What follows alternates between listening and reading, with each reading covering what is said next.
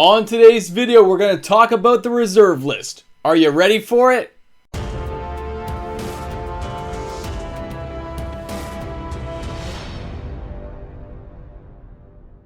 Hey guys, welcome back. MTG Moxman here. If you're new to my channel and you've somehow found me out there in the army of darkness world of YouTube, well, thanks a lot for checking out the content today. Really hope you guys enjoy it. Smash that subscribe button. Join in the fun. It's free to do. And of course, it helps me get closer to 10,000 subscribers. You guys can help me get there. Actually, you're the only ones who can help me get there. So hurry up, everyone. Hit that subscribe button. Let's get this party started. So today's conversation is going to be about the reserve list. Now, unlike my other videos where I like to put up a lot of prices and tell you kind of what's going up, what's going down, or which ones I think you should be hitting up, this is more of an all well-rounded type video where I'm going to give you some information. Because unlike my other videos, this one has been compiling for a while. It took me a while to get my data together, but now that I've got it all together, I'm going to tell you some stuff. All right, number one, the reserve list not coming back. Okay, for the most part, most of us understand this who collect and invest in the reserve list. Now, a lot of people have a hard time with that. And if you're new to my channel, the reserve list is a group of cards, 572 of them, that are not coming back. Good or bad, good reserve list card or horrible reserve list card, Wizards said these cards aren't coming back. And it's not in their best interest to bring them back because there's all kinds of other videos I have out there which will help you explain that. And if you want to have a good argument with me or a conversation or leave a comment, hit me up in that comment section. I'm happy to get back to you guys. You know it. So, number one, prices are up. Okay, overall for the reserve list, the new prices have settled in and they are all up.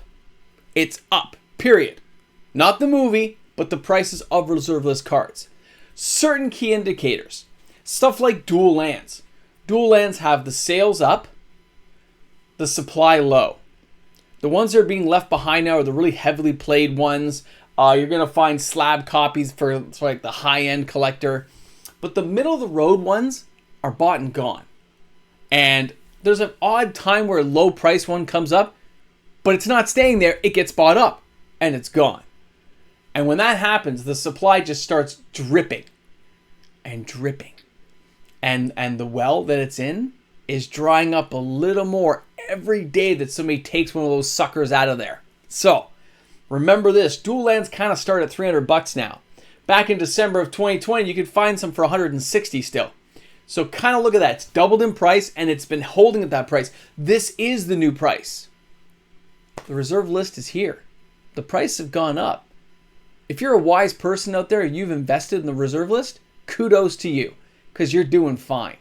Even if it's short term, it looks like it's not, nah, you're doing fine. Hold on and hold strong. We always talk about that here, but holding the line, this is part of that conversation. Now, other cards like Moxes, I'm talking specifically the unlimited ones that were kind of affordable, give or take a little bit. Those unlimited bad boys have been drying up for quite a while, and the prices rose as they dried up. That's another drop out of the well. The ones that are left are kind of like the high-end slabbed copies. Those really expensive ones that most of us dream about getting. We drool a little bit when we see them and go, I'm not insane. I can't buy a $25,000 unlimited copy of something. I get it. But that's where some of those cards are at. If you're lucky enough to get a beat up, hammered, but real unlimited copy, at this point, I'll even take a collector edition copy. They're drying up. The well will run dry. And the few that have them will stand above the rest. It's the way it is. Because there's just none left. Same for Time Twister. Time Twister is used in Commander, guys. It has playability. But not only that, people like the card. And again, it's been drying up for a very long time.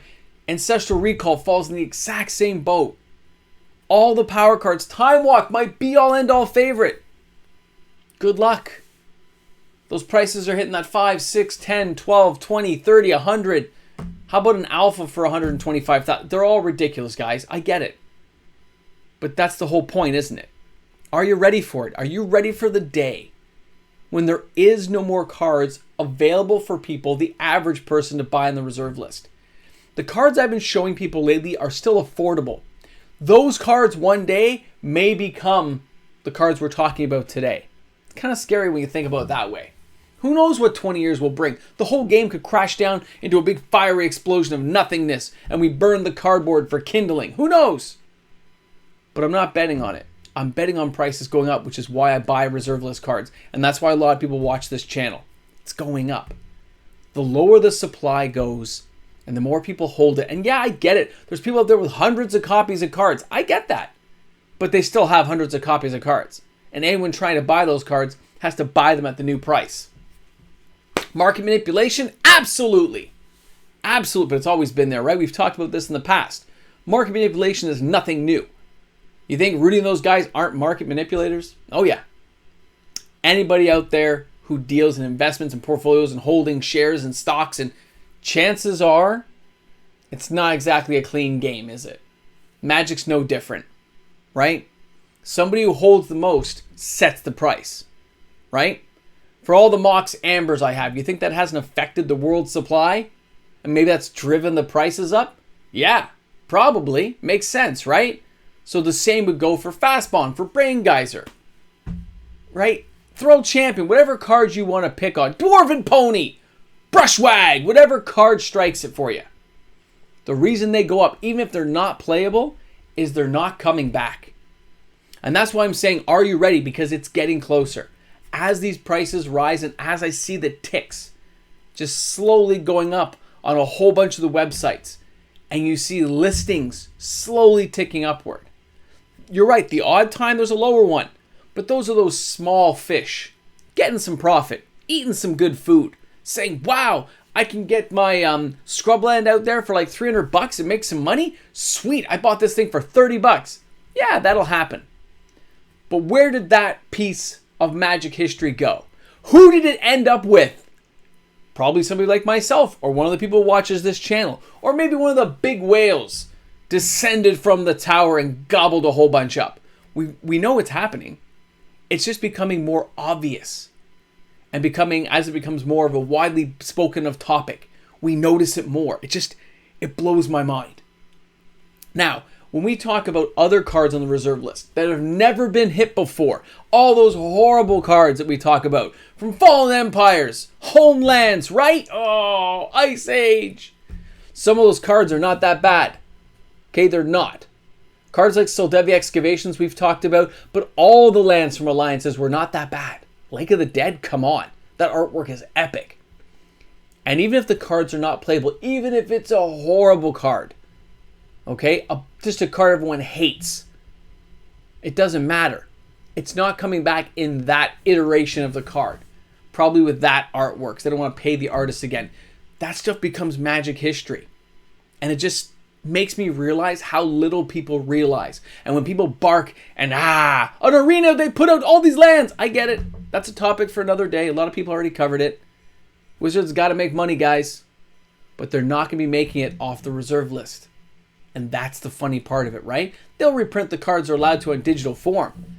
But that paper copy of those cards that we've all been hoarding and buying and not selling back to the stores, hold the line, those are the cards we benefit from in the future when we decide to sell 25 years from now.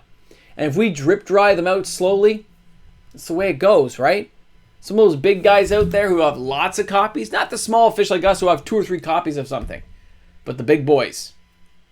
As demand builds for these cards in the future, as Magic continues to grow, things like dual lands are like myth.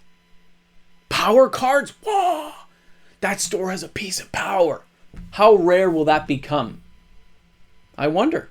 It's something very interesting to think about, and most people are glossing over it. So guys, are you ready for it? Because I know the people on my channel, the people who watch this channel every day, I know we've been talking about it.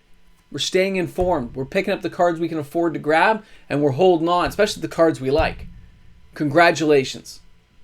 Because it looks like it's going to happen sooner than I thought. Guys, thanks a lot for tuning in. This is MTG Mox, man. Guys, hit me up in the comments section. Love to chat with you guys about this one. Or, of course, on my email. Or for those on my Patreon, you can hit me up, of course, on the Discord. Guys, have a great one. Talk to you soon. MTG Moxman here. Hey guys, thanks for tuning in. Patrons are amazing. Patrons make my world go round. And to all my patrons out there, thank you again for the continued support, guys. I really appreciate it. You guys rock at everything, all right? Have a great one. Patrons are amazing. I have mail. I can't flip them around because my address is on there, but I got mail. And it's a whole bunch of cards I've been buying. And it's going to come up in an upcoming video to share with you guys, to show you what I've been picking up myself. Can't wait to share it with you guys. Have a great one, man. If you watch this far, let's put a swallow your soul in the comments section, because that'd be awesome. And yeah, you guys were probably waiting for something to hit the 10K bin. So let's put a 10K of a Dungeons and Dragons dice. Pay attention. One day it's going to be important.